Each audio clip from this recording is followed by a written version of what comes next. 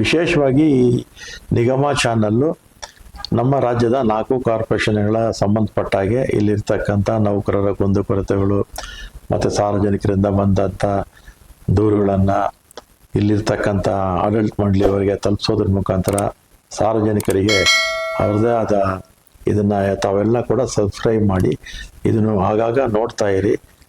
ನಿಮ್ಮ ಸಲಹೆಗಳನ್ನು ಕೂಡ ನೀವು ಅವ್ರಿಗೆ ಕೊಡ್ಬೋದು. ನಾನು ತಮ್ಮೆಲ್ಲ ಹತ್ರ ಮನವಿ ಮಾಡ್ತೀನಿ, ದಯವಿಟ್ಟು ಸಬ್ಸ್ಕ್ರೈಬ್ ಮಾಡಿಕೊಳ್ಳಿ ಮತ್ತು ಟಿವಿಗೆ ಸಹಕಾರ ಕೊಡಿ ಅಂತ ನಾನು ಕೋರ್ತೇನೆ. Thank you. ಸಾರಿಗೆ ಸಂಸ್ಥೆಯ ಎಲ್ಲ ಚಾಲಕ ನಿರ್ವಾಹಕರಿಗೂ ನಮಸ್ಕಾರ.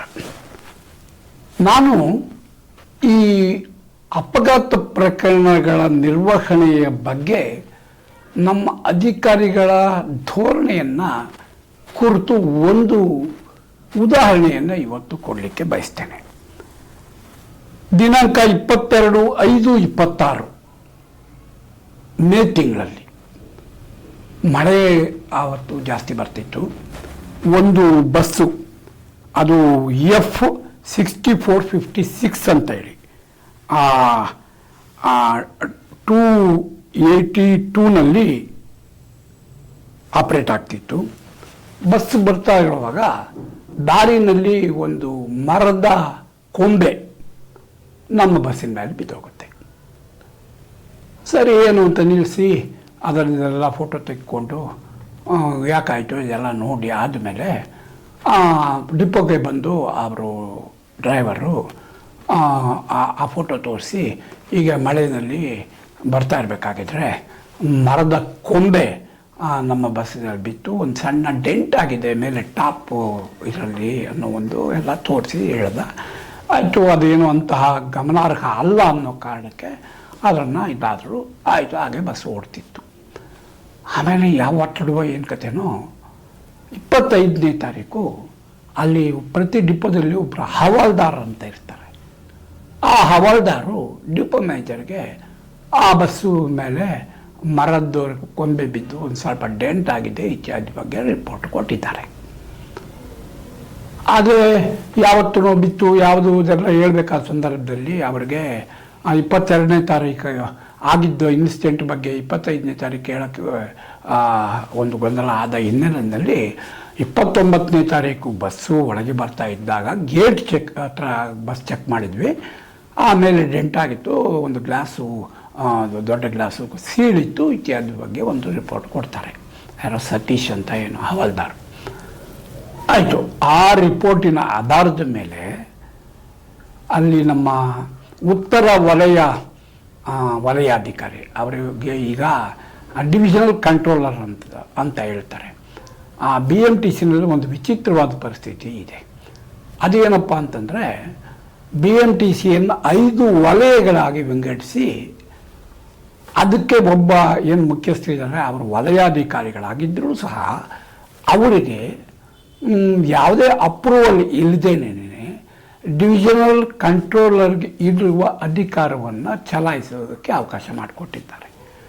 ಅವರು ಡಿವಿಷನಲ್ ಕಂಟ್ರೋಲರ್ಗೆ ಇರುವ ಅಧಿಕಾರವನ್ನು ಚಲಾಯಿಸಿ ದಿನಾಂಕ ಯಾವತ್ತು ದಿನಾಂಕ 26 ಒಂದು ಚಾರ್ಜ್ ಶೀಟ್ ಕೊಟ್ಟಿದ್ದಾರೆ. ಇಲ್ಲಿ ಇದೆಲ್ಲ ಪ್ರಸ್ತಾಪ ಮಾಡೋದು ಬೇರೆ ವಿಚಾರ. ಅದರಲ್ಲಿ ಏನು ಹೇಳ್ತಾರೆ, ಮೇಲ್ಭಾಗದ ಕವಚ ಜಖಂಗೊಂಡಿರುತ್ತದೆ ಹಾಗೂ ಬಲಭಾಗದ ದೊಡ್ಡ ಕನ್ನಡಿ ಸೀಳು ಬಿಟ್ಟಿರುತ್ತದೆ. ಮಳೆಯಿಂದ ವಾಹನದ ಮೇಲೆ ಮರ ಬಿದ್ದಿದ್ದು ಈ ಘಟನೆ ನಡೆದಿರುತ್ತದೆ ಅಂತ ಅವರು ಹೇಳ್ತೋ, ಇದು ನಿಮ್ಮ ಚಾಲನ ಕರ್ತವ್ಯದ ನಿರ್ಲಕ್ಷ್ಯತನದಿಂದ ಉಂಟಾಗಿರುತ್ತದೆ. ಆದ್ದರಿಂದ ಸದರಿ ವಾಹನದ ದುರಸ್ತಿಗೆ ತಗುಲುವ ಅಂದಾಜು ವೆಚ್ಚವನ್ನು ಏಕೆ ನಿಮ್ಮ ವೇತನದಲ್ಲಿ ಕಡಿತಗೊಳಿಸಬಾರದು ಅಂತ ದೋಷಾರೋಪಣಾ ಪತ್ರ ಜಾರಿ ಮಾಡಿದ್ದಾರೆ. ಏನಿದ್ರ ಅರ್ಥ?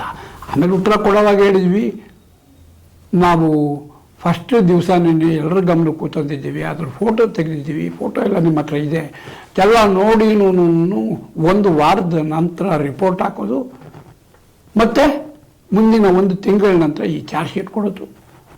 ಚಾರ್ಜ್ ಶೀಟ್ನಲ್ಲಿ ನಮ್ಮ ನಿರ್ಲಕ್ಷ್ಯದಿಂದ ಅಂದರೆ ನಮ್ಮ ಚಾಲಕರ ನಿರ್ಲಕ್ಷ್ಯದಿಂದ ಆಗಿದೆ ಅಂತ ಆರೋಪ ಮಾಡೋದು, ಜೊತೆಗೆ ನಿಮ್ಮ ವೇತನದಲ್ಲಿ ಅದರ ವೆಚ್ಚವನ್ನೆಲ್ಲ ಕಡಿತ ಹಾಕಿಗೊಳಿಸಬಾರ್ದು ಅನ್ನೋ ಒಂದು ಎಚ್ಚರಿಕೆಯನ್ನು ಕೊಡೋದು. ಇದಕ್ಕೆ ನಾನು ಸರಿಯಾದ ಆಡಳಿತ ಅಂತ ಕರೆಯಕ್ಕೆ ಹೋಗೋದಿಲ್ಲ. ಆಡಳಿತದ ದುರುಪಯೋಗ ಅಥವಾ ಆ ಒಂದು ಡಿವಿಷನಲ್ ಕಂಟ್ರೋಲರ್ ಅನ್ನೋ ಲೆವೆಲಿನ ಅಧಿಕಾರಿಗಳಿಗೆ ಒಂದು ವಿವೇಚನಾಧಿಕಾರ ಅಂತ ಏನಿರ್ತದೆ ಅದನ್ನು ಅವರು ಸರಿಯಾಗಿ ಬಳಸ್ತಿಲ್ಲ, ದುರುಪಯೋಗ ಮಾಡ್ಕೊಳ್ತಿದ್ದಾರೆ ಮತ್ತು ಅದನ್ನು ಬೇರೆ ಏನಾದರೂ ಅವ್ಯವಹಾರ ಮಾಡಲಿಕ್ಕೆ ಚಲಾಯಿಸ್ತಿದ್ದಾರಾ ಅಂತ ನನಗೆ ಅರ್ಥ ಆಗೋದಿಲ್ಲ.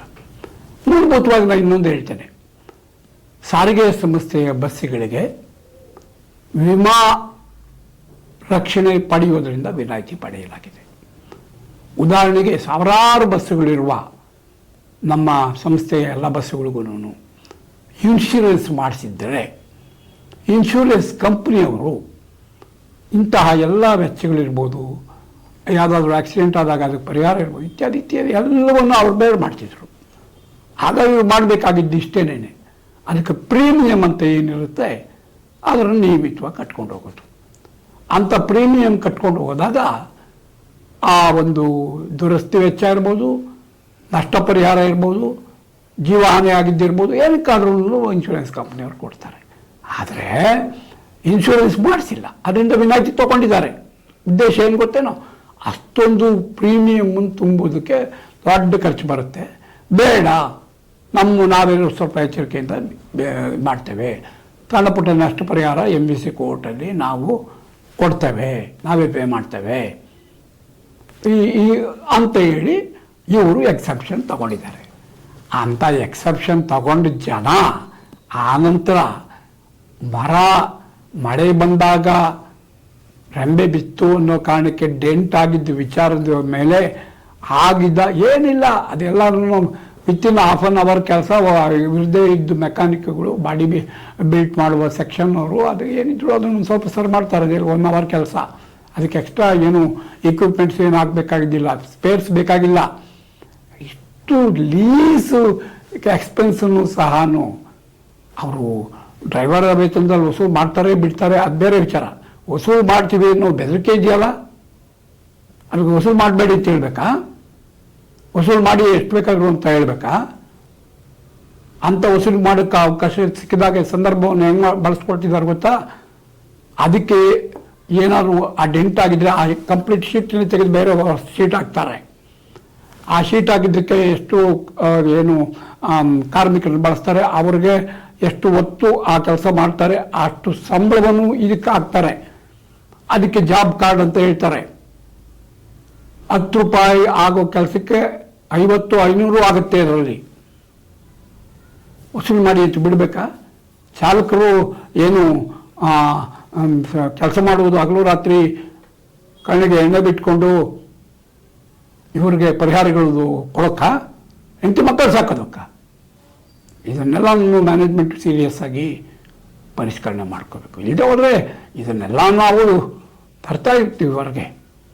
ನಾನು ಹೇಳ್ತೇನೆ, ದಯವಿಟ್ಟು ಈಗ ಯಾರು ಆ ಉತ್ತರ ವಲಯದ ಡಿವಿಷನಲ್ ಕಂಟ್ರೋಲರ್ ಅಂತ ಇದ್ದಾರೆ, ಚಾರ್ಜ್ ಶೀಟ್ ವಿಡ್ರಾ ಮಾಡ್ಕೋಬೇಕು. ಈ ಥರದ ಚಾರ್ಜ್ ಶೀಟ್ಗಳು ಕೊಡಬಾರ್ದು. ಸಂಸ್ಥೆಯ ವತಿಯಿಂದ ಆಗಿದ್ದಕ್ಕೆ ಸಂಸ್ಥೆ ಬೇರೆ ಮಾಡಬೇಕು. ಚಾಲಕರದ್ದೇನಾದ್ರು ತಪ್ಪಿದ್ರೆ ಅದು ಕ್ರಮ ತಗೊಳ್ಳೋದು ಬೇರೆ ವಿಚಾರ.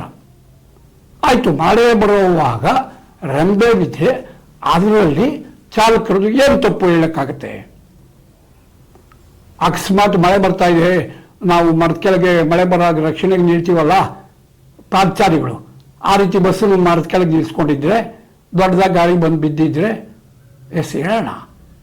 ನಾನು ಹೇಳೋದು ಅಷ್ಟೇನೆ, ಆಡಳಿತವನ್ನು ದುರಾಡಳಿತ ಮಾಡಬೇಡಿ. ಅದೇ ಕಾರಣಕ್ಕೆ ನೌಕರರು ಬಹಳ ದೊಡ್ಡ ರೀತಿ ಪ್ರಮಾಣದಲ್ಲಿ ಅಸಮಾಧಾನಗೊಂಡಿದ್ದಾರೆ. ಅಂಥ ಸಂದರ್ಭದಲ್ಲಿ ಬೆನ್ನಿಗೆ ಹೊಟ್ಟೆಗೆ ಒಡೆಯೋ ಬದಲು ಬೆನ್ನು ತಟ್ಟಿ ಅವರಿಂದ ಕೆಲಸ ತಗೊಳ್ಳುವಂತಹ ದಾರಿ ಅಧಿಕಾರಿಗಳು ಹಿಡಿಬೇಕು. ಅದರಲ್ಲೂ ಪರ್ಟಿಕ್ಯುಲರ್ ಇಡೀ ರಾಜ್ಯದ ಎಲ್ಲ ವಿಭಾಗಗಳ ವಿಭಾಗ ನಿಯಂತ್ರಣಾಧಿಕಾರಿಗಳು ಅಂತ ಏನಿದ್ದಾರೆ, ಅವರು ದೇವಲೋಕದಿಂದ ಬಂದವರಲ್ಲ, ಅವರು ಮನುಷ್ಯರ ಮಧ್ಯದಲ್ಲಿ ಇದ್ದವರೇನೇನೆ. ಅವ್ರಿಗಿರುವ ಅಧಿಕಾರ ಅನಿಯಂತ್ರಿತ ಅಧಿಕಾರ ಅಲ್ಲ, ಏನು ಅಧಿಕಾರನ ವಿವೇಚನೆಯಿಂದ ಬಳಸಬೇಕು ಅಂತೇಳಿ ಈ ಸಂದರ್ಭದಲ್ಲಿ ನಾನು ಒತ್ತಾಯಿಸ್ತೋ ಪ್ರಾರ್ಥಿಸ್ತೇನೆ. ನಮಸ್ಕಾರ.